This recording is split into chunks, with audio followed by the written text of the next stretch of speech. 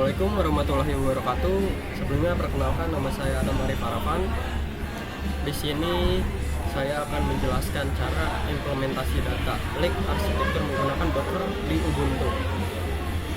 Langsung saja, apa saja yang dibutuhkan dari persyaratan sistemnya? Berikut untuk software yang digunakan. Yang pertama itu ada Ubuntu Linux.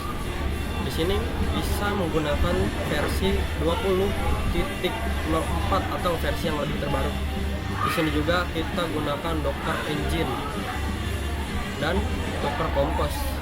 Ini untuk Docker Engine bisa versi menggunakan 20.10, yang Docker Compose versi di titik 2.0. Dan di sini juga yang keempat kita butuhkan text editor. Di sini kita bisa cek untuk versi Dockernya. Di sini sudah ada, sebelumnya sudah saya coba. Untuk versinya saya menggunakan versi 28.5 dan di sini Docker Compose menggunakan versi v2.40. Sebelumnya mohon maaf karena ini menggunakan laptop teman saya, jadi di sini namanya Raden Masa. Di sini juga saya sudah izin lah ya, karena laptop saya lagi kendala ada kerusakan, jadi saya menggunakan laptop teman saya. Lanjut ke materinya. Sudah selesai, kita cek sudah terinstall dengan benar Dockernya. Lanjut bootstrap proyek. Sebelum memulai, kita perlu membuat struktur direktori proyek yang akan menampung semua data dan kode praktikum. Di sini kita ngebuat data dulu nih, data mentah dari CSV aslinya, data mentah. Di sini ada data bronze, silver, dan juga data gold. Ya. Nah, ini work untuk script kerjaannya ya. Nah, di sini bisa dilihat ya, di sini ada datanya bronze, gold, dan silver. Di sini juga data yang mentahnya ya. Lanjut, membuat Docker Compose configuration-nya. Docker Compose memungkinkan kita menjalankan Jupyter Notebook dengan PySpark dalam satu kontainer yang terisolasi. File konfigurasi ini mendefinisikan service, port mapping, dan volume mounting. Bisa kita lihat nih konfigurasinya dari ini. Di sini sudah saya jalankan ya semuanya. Lanjut, setelah kita jalanin kontainer, kita gunakan perintah berikut dari direktori proyek. Menggunakan flag min d membuat kontainer berjalan di background. Docker Compose. Tunggu image selesai. Setelah selesai di running,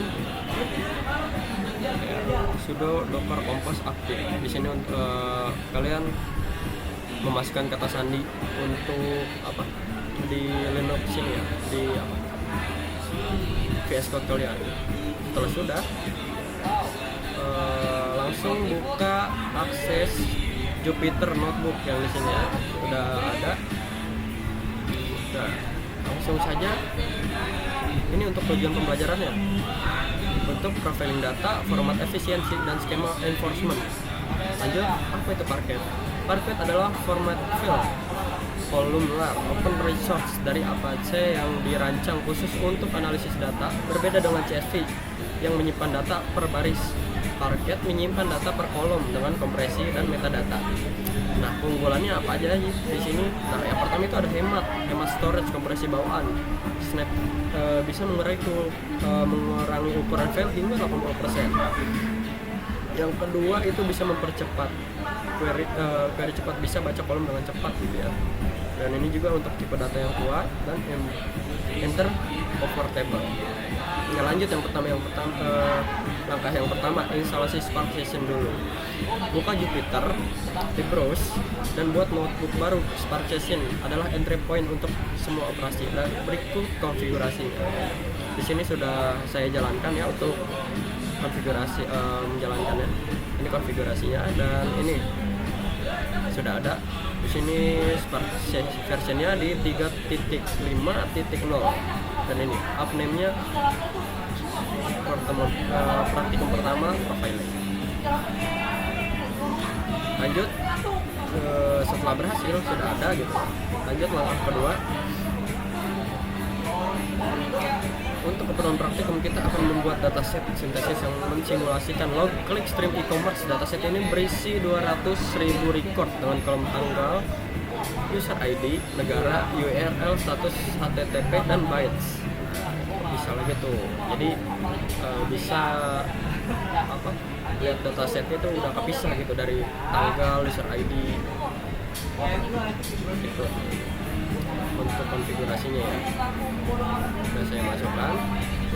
Lanjut langkah 3, langkah profil membantu kita memahami karakteristik profiling data ya. Sebelum transformasi kita akan melihat jumlah record, kolom, dan statistik deskriptif untuk kolom-kolom kunci. Sorry. Di sini sudah kelihatan ya kolom-kolomnya, yang konfigurasi tadi udah dijalankan semua. Di sini kita membuat 5 kolom ya. Di sini juga udah terbagi untuk user, tanggal, untuk kotaknya gitu ya bahasanya, URL, status dan bytes-nya. Lanjut ke langkah yang keempat. Di sini daripada memberikan Spark menebak tipe data, inference kita mendefinisikan skema eksplisit. Ini memastikan data dibaca dengan tipe yang benar dan mencegah kesalahan di downstream processing. Gitu. Kita ini untuk konfigurasinya. Nah, di sini sudah saya masukkan. Di sini sudah konfigurasi. Lanjut ke konversi ke Parquet. Sekarang kita akan menulis data ke format Parquet dan mengukur waktu yang dibutuhkan. Kita juga kan membandingin file hasil dari CSV asli sama ini ya. Nah, kita bandingin nih di sini dari CSV aslinya sama yang dari Parquet. Dari Parquet bisa kedetek sampai kurang dari 3 detik, secepat itu. Lanjut ke langkah yang ke-6, kita hitung bandingannya nih ya dari antara CSV dan Parquetnya. Nah, ini dia hasil perbandingannya. Misalnya kalian lihat ini jauh sekali ya perbandingannya. Nah, ini ukuran CSV aslinya yang dari 25 MB, dari Parquetnya bisa dikompresi menjadi 6 MB gitu ya, 6 MB lah ya. Parquet 4 kali lebih kecil dari CSV gitu kompresinya. Lanjut ke praktikum kedua. Nah, ini untuk data-data yang tadi ya, untuk bronze layernya, silver, terus goldnya, ini data mentah hasil integrate, only minimal transformation format Parquet, dan data ini silver data bersihnya ya, yang sudah divalidasi gitu, yang siap dipisahkan gitu ya, bisa masuk ke gold layer gitu nantinya. Yang lanjut aja ke langkah yang pertama. Golden Quarantine digunakan untuk menampung data yang tidak lolos validasi. Ini penting nih buat audit, trial, dan memungkinkan kita memperbaiki data tanpa kehilangan informasi. Di sini ya untuk konfigurasi, dan di dalam notebook Spark kita akan membaca data bronze yang sudah dalam format Parquet dari praktikum sebelumnya, dari yang praktikum yang pertama tadi ya. Nah, ini sudah saya masukkan. Total bronze-nya di sini sudah ada ya. 200.000 di sini.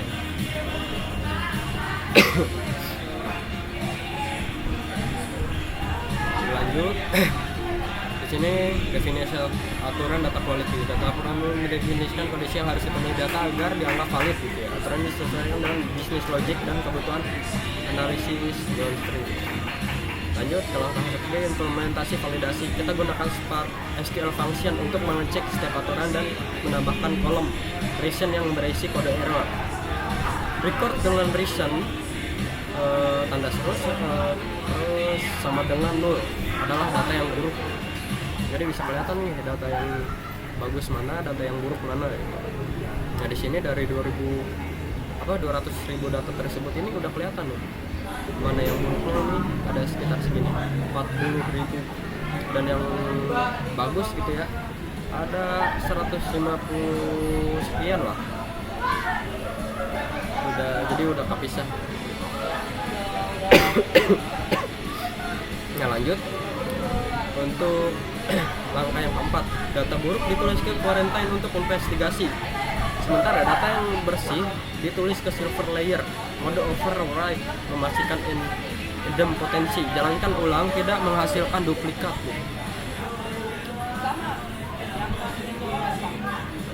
Untuk data yang tersimpan ya mana? Untuk data-data yang tersimpan ya, 7 data buruk tersimpan di quarantine dan 7 data bersih tersimpan di silver. Kita bisa lanjut ke langkah kelima. Error manifest adalah laporan agregat yang menunjukkan distribusi error berdasarkan reason code.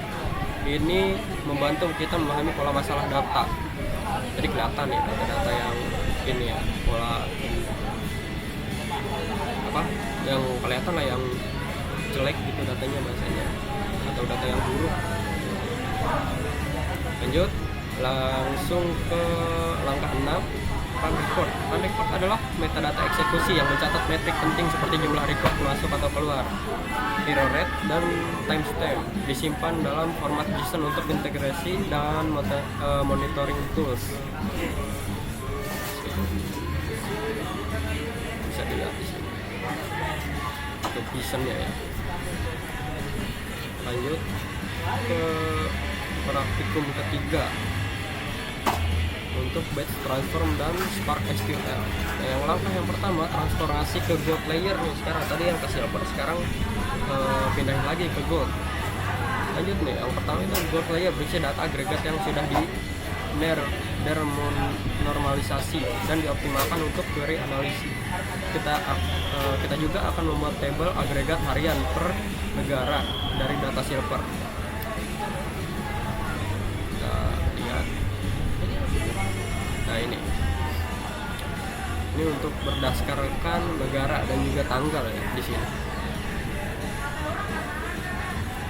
Lanjut ke langkah yang kedua, ngepartisi gold data atau membagi data ya. Di sini juga bisa baca partitioning, membagi data ke dalam subdirektori berdasarkan kolom tertentu, biasa berdasarkan tanggal.